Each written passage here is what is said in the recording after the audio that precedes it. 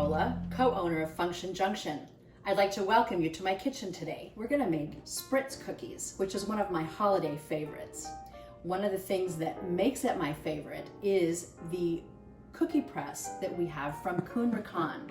Now, not only does it make the process of cranking out perfect little holiday cookies easy, but it also comes in a beautiful rectangular box to make sure that all of your pieces parts stay where you want them when you need them.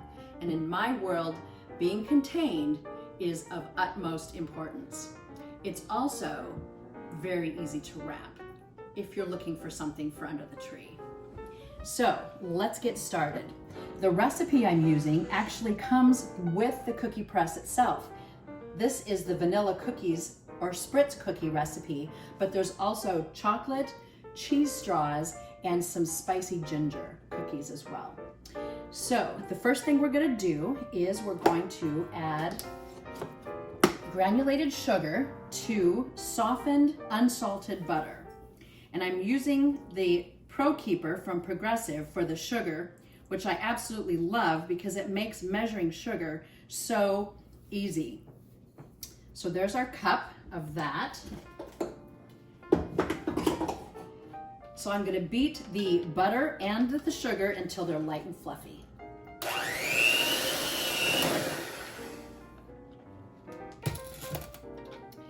To the butter and sugar, we're going to add 1 egg, vanilla,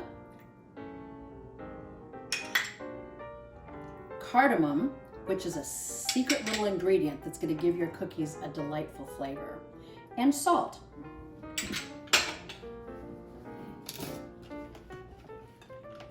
Again, we're going to mix to combine.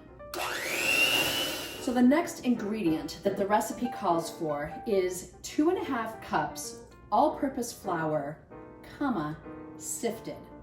Now, what you want to know about using flour, specifically sifted flour, is how it is referenced in the recipe itself. If it were to say 2.5 cups all-purpose sifted flour, that means that you would sift your flour before you measure it.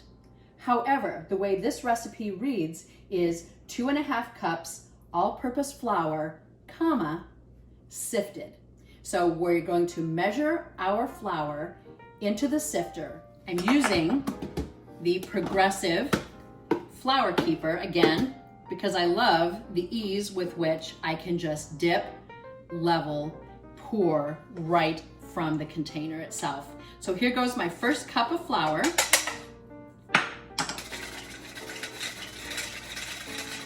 Sifting flour gives your cookies or whatever you're cooking, you're making a very light, velvety texture, which is why we sift.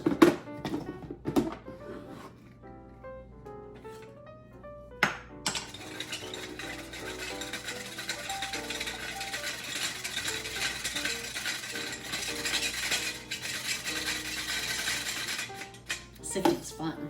Once we've added our sifted flour, we're going to incorporate the flour with a spoon. So you'll notice that the dough appears to be a little on the dry side, but that will all change when we prepare the dough to go into the actual cookie press. Now, to prepare this for filling, I'm gonna press on the little metal release and pull my plunger to the very top, okay? And we're ready to fill. So I'm gonna lay this down and I'm going to take my dough and I'm gonna squeeze it together with my hand. Now, back in the old days, when I was in high school and I tried to make Spritz cookies, I spent most of my time trying to cram my dough into the barrel of my cookie press using a spoon. And it just never worked very well. So by rolling the dough into a log and dropping it down into the barrel, which is what the instructions in the cookie press indicate, I have solved the problem of how to get my cookie dough into the press. So let's take a chunk.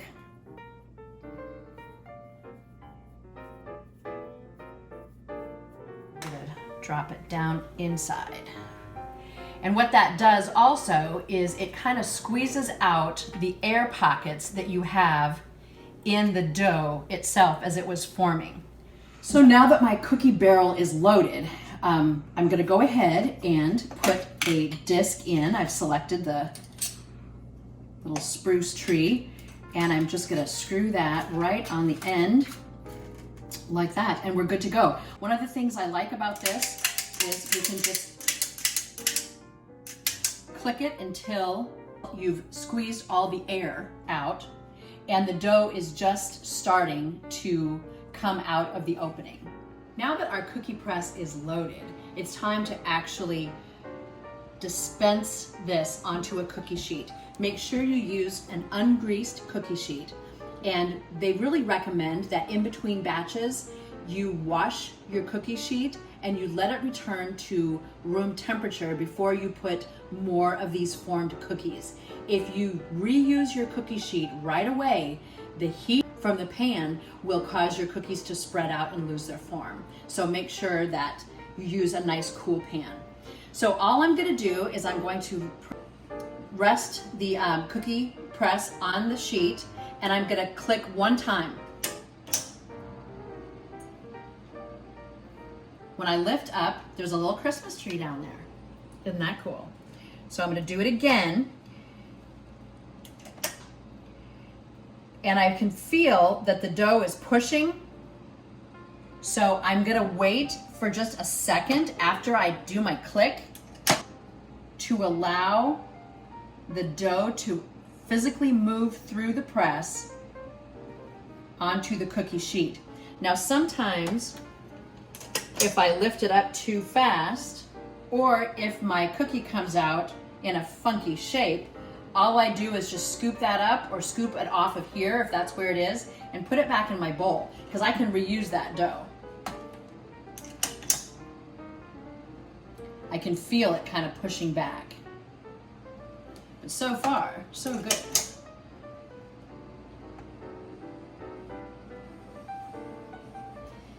If you push your dough out and the cookie stays in the press as opposed to being on your sheet, it might be that you're going too fast. So be sure and pay attention to what's happening with your dough. If that does happen, it's not a big deal. As I said, we can just reuse that dough. Now, they say you can leave an inch in between the cookies, so I'm just gonna go back and fill in some of the spots here where I have space. I usually like to use all of the dough in my press before I change a disc, but as you'll see in a moment, it's not that difficult to change, and you could change in the middle if you wanted. These cookies don't spread much, so you can keep them pretty close together on the cookie sheet.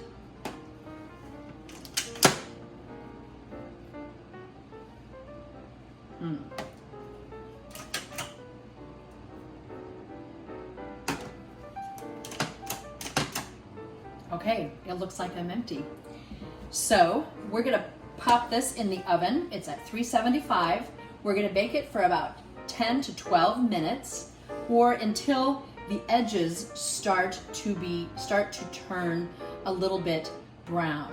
One of the things I love about this cookie press set is that it comes with 14 different discs, and you can tell what your disc will generate by looking at the guide that they provide for you.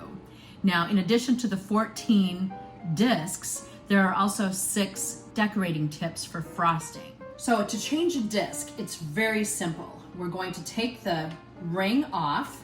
I'm going to press on the metal lock button, pull the plunger back, take the disc out. I'm just going to save this dough. We're going to add another log of dough. And then I'm going to use my favorite shape, which is this adorable little snow person. So I'm going to drop that into the center of the ring and just screw it back on. Now I'm going to depress the plunger.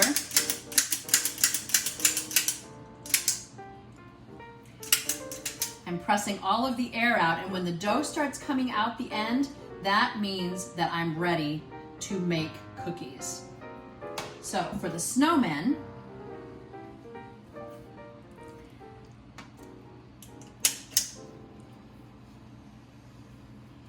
the tricky part about the snowman is making sure that his head is intact. And we're starting off on a good foot.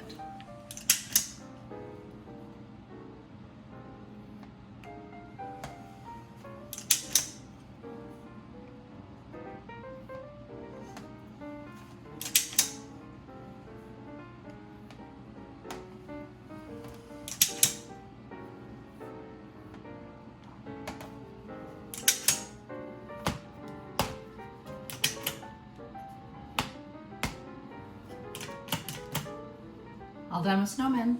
So once you have your cookies piped out on your sheet, because this recipe, the cookies don't spread a whole lot, if you see some little edges, they're standing up, go ahead and tap those down with your finger. They will soften a bit with baking, but not significantly so. Plus, it just gives you a chance to touch all your cookies.